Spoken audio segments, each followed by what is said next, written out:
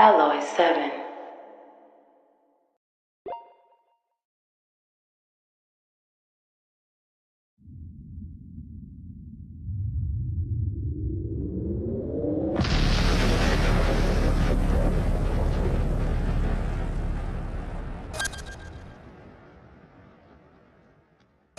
It's difficult for me to fully describe how I feel about Solar 2.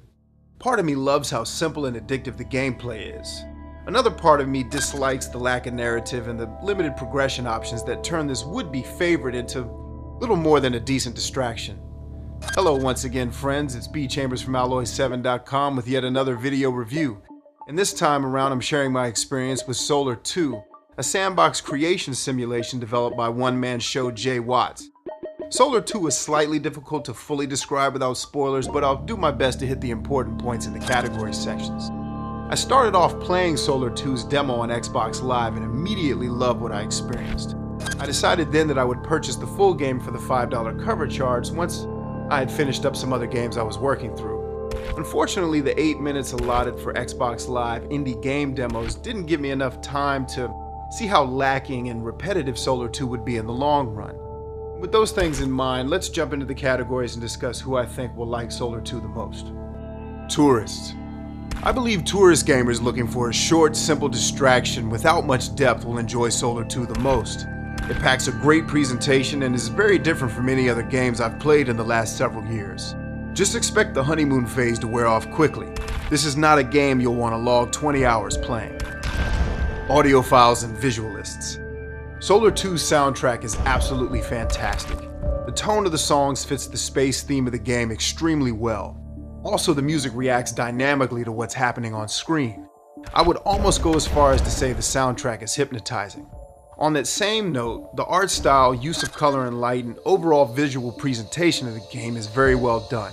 If you're looking for a game that looks and sounds great, you could certainly do much worse than Solar 2. Explorers. Even though the world does start to feel a bit constrained as you spend more time with Solar 2, I will say that you are free to explore the universe and develop your solar system as you see fit. Will you decide to follow the commands of the godlike Taskmaster or disregard his quests and just build your solar system to your liking? After several failed attempts to complete said quests, I resolved to just build my solar system and explore the universe at hand. This paid off for me because several of the quest types were really difficult and didn't get much easier regardless of how developed my solar system was. Either way, the sense of freedom to roam the world around you and to develop your solar system at your discretion was very well handled. Leading off for the categories where I felt Solar 2 fell short, you have the Builders category. I'd recommend Solar 2 to builders with extreme caution. All of the building functionality works properly, and it does include the satisfaction that comes with progression. But you have to know that the building options in this game are extremely primitive. You start out as an asteroid and collide with other asteroids to form a planet. As a planet, you absorb asteroids to evolve and eventually sprout life that eventually creates planetary defense systems and spacecrafts to defend you from other planets doing the same in the universe. Eventually, you absorb enough asteroids to become a star. Stars can have planets orbit them for protection or absorb them to become a bigger star. And you get the point. This is where I had the bulk of my fun with Solar 2. However, I was also very disappointed over the lack of control I had over the evolution. For example, there's no interaction with the life forms on the planets or the defense forces they spawn. It's all AI controlled and they often behave against your wishes. Also, once you evolve your solar system to its full potential, there's a good chance you'll feel let down by the ending.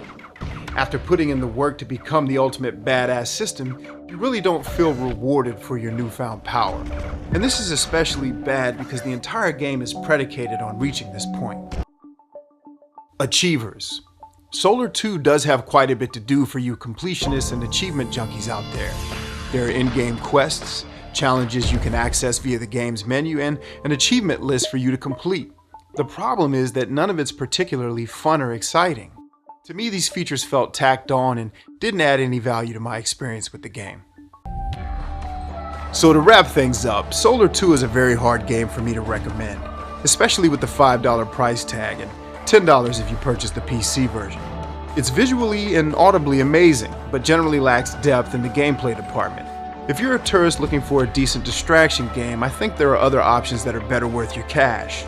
With that said though, I do believe that Solar 2 is an excellent proof of concept. I'm also very impressed by the fact that one man was able to pull off something this well presented.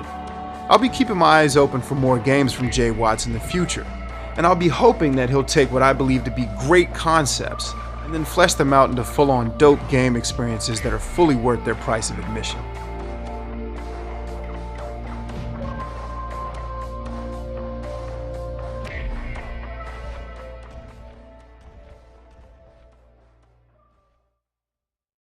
Alloy 7.